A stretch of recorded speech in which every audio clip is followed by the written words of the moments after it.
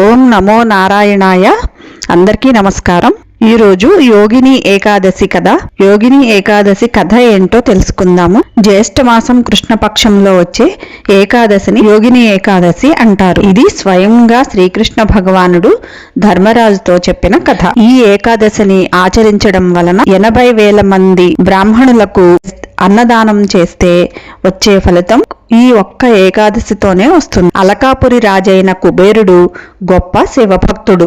అతడు నిత్యం శివారాధన చేసేవాడు.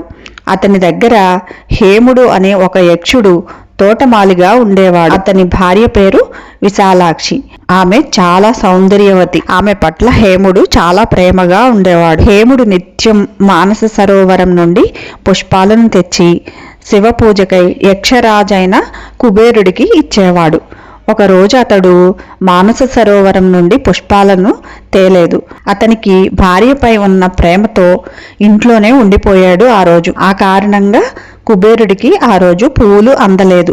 చాలాసేపు హేముడి కోసం కుబేరుడు ఎదురు చూస్తూ ఉన్నాడు.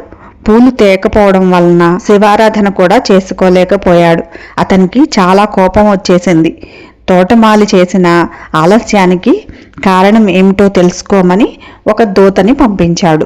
హేముడు అతని భార్యతో ఇంట్లో భోగ విలాసాలలో ఉన్నాడని ఆ దూత వచ్చి కుబేరుడికి చెప్తాడు.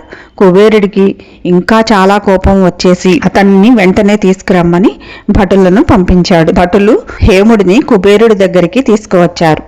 అప్పుడు వెంటనే కుబేరుడికి చాలా కోపం వచ్చి, ఓరి పాపి, నువ్వు శివ పూజని నిర్లక్ష్యపరిచి ఇంద్రియ భోగంలో నెలకొంటావా అని చెప్పి నీకు శ్వేతకుష్టు సంప్రాప్తించుగాక శపించాడు. నీ భార్యతో నీకు నిరంతర వియోగం కలుగుగాక అని శపించి ఇక్కడి నుంచి వెళ్ళిపో అని పంపించేశాడు. అప్పుడు హేముడు అలకాపురి నుండి పతనమైపోయి ఈ భూమిపై జన్మించాడు. శ్వేతకుష్టు వచ్చింది కదా, అందుకని తీవ్రమైన దుఃఖంతో, మానసిక క్షోభతో, ఆకలి దప్పులతో ఒక దట్టమైన అరణ్యంలో ఉంటూ ఉన్నాడు.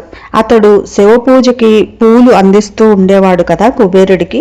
ఆ సాయం చేయడం వలన అతనికి పూర్వజన్మ స్మృతి మాత్రం అలాగే ఉంది. అలా అడవిలో సంచరిస్తూ ఉండగా ఒకరోజు మార్కండేయ ఋషి ఆ అడవికి వచ్చాడు. అప్పుడు హేముడు మార్కండేయ మహర్షిని చూసి నమస్కరించి, మార్కండేయ మహర్షి అతన్ని దగ్గరికి పిలిచి, నీకు కుష్ఠవ్యాధి ఎలా వచ్చింది అని అడిగాడు. అప్పుడు హేముడు తన వృత్తాంతాన్ని చెప్పాడు. తన పరిస్థితిని వివరించి, దయచేసి నన్ను ఉద్ధరించండి అని వేడుకున్నాడు. అప్పుడు మార్కండేయ మహర్షి, పరమ మంగళకరమైనది, లాభకరమైనది అయిన జ్యేష్ఠ మాసం కృష్ణపక్షంలో వచ్చే యోగిని ఏకాదశిని నీవు శ్రద్ధతో పాటించు.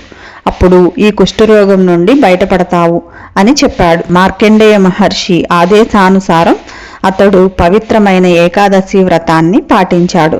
ఆ వ్రత ప్రభావంతో అతనికి పూర్వ దివ్య రూపం తిరిగి వచ్చింది. తర్వాత అతడు ఇంటికి తిరిగి చేరి తన భార్యను కలుసుకున్నాడు.